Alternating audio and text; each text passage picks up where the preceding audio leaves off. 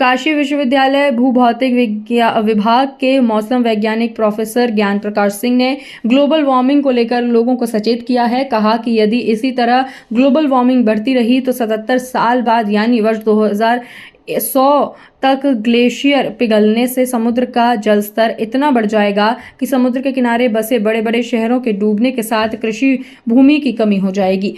तब मानवता को बड़े संकट से जूझना पड़ सकता है। उन्होंने कहा कि हम सभी को आने वाले बड़े खतरे को देखते हुए सभी से सचेत हो जाना चाहिए ताकि आसन्न खतरे को टाला जा सके। प्रोफेसर ज्ञान प्रकाश ने कहा कि ग्लोबल वार्मिंग की स्थिति के बारे में बताया कि यदि हम 100 या 150 साल पहले देखें तो उसकी तुलना में आज तापमान 1 डिग्री से ज्यादा बढ़ गया है। यदि हम लोग अभी से ही ग्लोबल वार्मिंग की स्थिति पर नियंत्रण करने के उपाय नहीं करते और हमारा रवैया यही बना रहा तो 77 साल बाद तापमान 4 डिग्री तक बढ़ सकता है।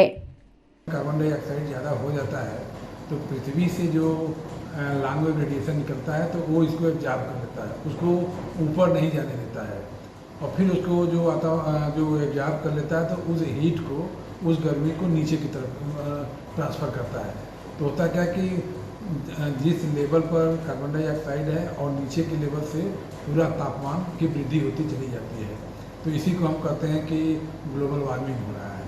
और आज से अगर 100 से 150 साल पहले का देखेंगे तो जो टेम्परेचर है 1 डिग्री से लगभग ज़्यादा बढ़ गया है।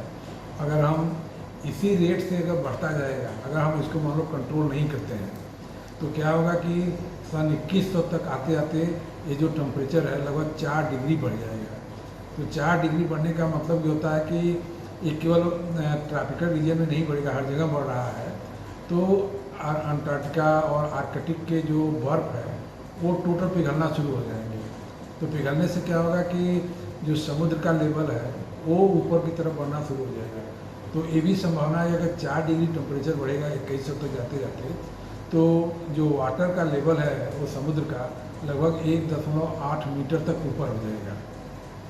तो उससे क्या होगा कि जो हमारे मेगा सिटी, मेट्रो सिटी जो समुद्र के किनारे पर बसे हुए हैं तो उनको पूरे का पूरा डूबने की संभावना हो जाएगी और जो हमारी एग्रीकल्चर लैंड एरिया है वो भी पूरा डूब जाएगा। तो हम लोगों के फूड सिक्योरिटी को भी हमको ध्यान से देखना पड़ेगा और पैदावार भी कम हो जाएगी। सर, अभी जो मौसम लेट हो रहा है तो क्या लग रहा है कि इससे हमारी फसलें को भी कोई असर पड़ेगा या? हाँ, तो फसलों के असर इसलिए पड़ेगा क्योंकि जब एक बार मानसून लेट हो जाता है तो जो बुआई का समय है, जैसे आपका पैडी क्रॉप हुआ, धान है, तो वो भी लेट हो जाएगा। तो उसको जो लगने का टाइम है जून में लगा देना चाहिए, 30 जून या फर्स्ट वीक ऑफ जुलाई तक, तो वो भी लेट होता चला जाएगा। तो दूसरी संभावना ये पड़ती है कि जब एक बार मानसून लेट हो जाता है तो जुलाई में भी आपको इतना बरसात नहीं मिलेगा।